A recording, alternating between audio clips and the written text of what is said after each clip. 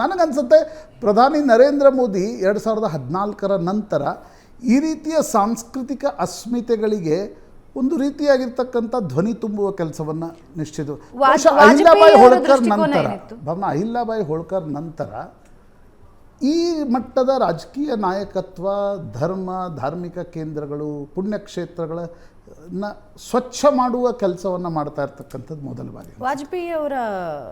ವಾಜಪೇಯಿ ಕೂಡ ಹೋಗ್ತಾ ಇದ್ರು, ಬಟ್ ವಾಜಪೇಯಿ ಬ್ಯಾಲೆನ್ಸ್ ಮಾಡೋ ಪ್ರಯತ್ನ ಬ್ಯಾಲೆನ್ಸ್ಗಿಂತ ಸ್ವಲ್ಪ ಲಿಬರಲ್ ಥಾಟ್ನವ್ರು ಇದ್ದರು, ಸಮ್ಮಿಶ್ರ ಸರ್ಕಾರವನ್ನು ನಡೆಸ್ತಾ ಇದ್ದರು.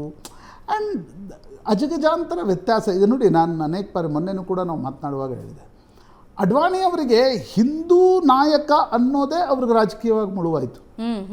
ಅವರು 96ರಲ್ಲಿ ವಾಜಪೇಯಿ ಅವರನ್ನು ಪ್ರಧಾನಮಂತ್ರಿ ಅಭ್ಯರ್ಥಿಯನ್ನಾಗಿ ಬಿಂಬಿಸಿದ್ದೇ ನಾನು ಅತಿಯಾದ ಹಿಂದುತ್ವದ ನಾಯಕ ಅನ್ನುವ ಕಾರಣಕ್ಕೋಸ್ಕರ ನನ್ನ ಜೊತೆ ಮಿತ್ರ ಪಕ್ಷಗಳು ಬರಲ್ಲ. ವಾಜಪೇಯಿ ಅವರು ಲಿಬರಲ್ ಇದ್ದಾರೆ, ಗಾಂಧಿಯನ್ ಸೋಷಿಯಲಿಸಮ್ ಫಾಲೋ ಮಾಡಿದ್ರು. ವಾಜಪೇಯಿಗೂ ಮೋದಿಗೂ ವ್ಯತ್ಯಾಸ ಇದೆ. ವಾಜಪೇಯಿ 80ರಲ್ಲಿ BJPಯನ್ನು ಮೊದಲ ಬಾರಿ ಅಧ್ಯಕ್ಷರಾದಾಗ ಗಾಂಧಿಯನ್ ಸೋಷಿಯಲಿಸಮ್ ಅಂತ ಹೇಳಿದರು, ಗಾಂಧಿ ಪ್ರಣೀತ ಸಮಾಜವಾದ.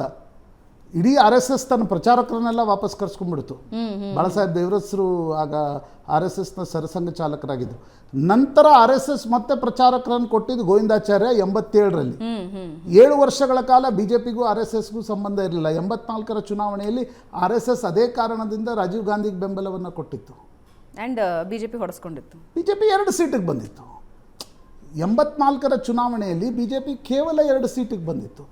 ಹೀಗಾಗಿ ನೋಡಿ, ಆ ರೀತಿ ವಾಜಪೇಯಿ ಮತ್ತು ನೀವು ನರೇಂದ್ರ ಮೋದಿಯನ್ನು ಕಂಪೇರ್ ಮಾಡೋಕ್ಕಾಗಲ್ಲ.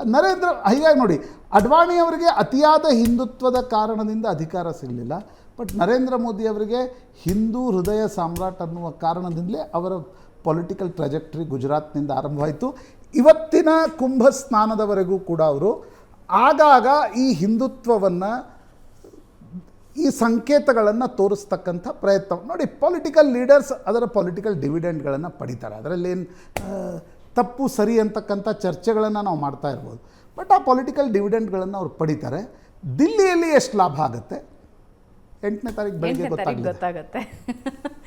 ಇದರೊಂದಿಗೆ ಇವತ್ತಿನ ನ್ಯೂಸ್ ಟಾಕ್ ಮುಗಿಸೋಣ. ಪ್ರಶಾಂತ್, ಧನ್ಯವಾದ ಚರ್ಚೆಯಲ್ಲಿ ಭಾಗಿಯಾಗಿದ್ದಕ್ಕೆ. ವೀಕ್ಷಕರೇ, ಇದು ಇವತ್ತಿನ ನ್ಯೂಸ್ ಟಾಕ್. ನಮಸ್ಕಾರ.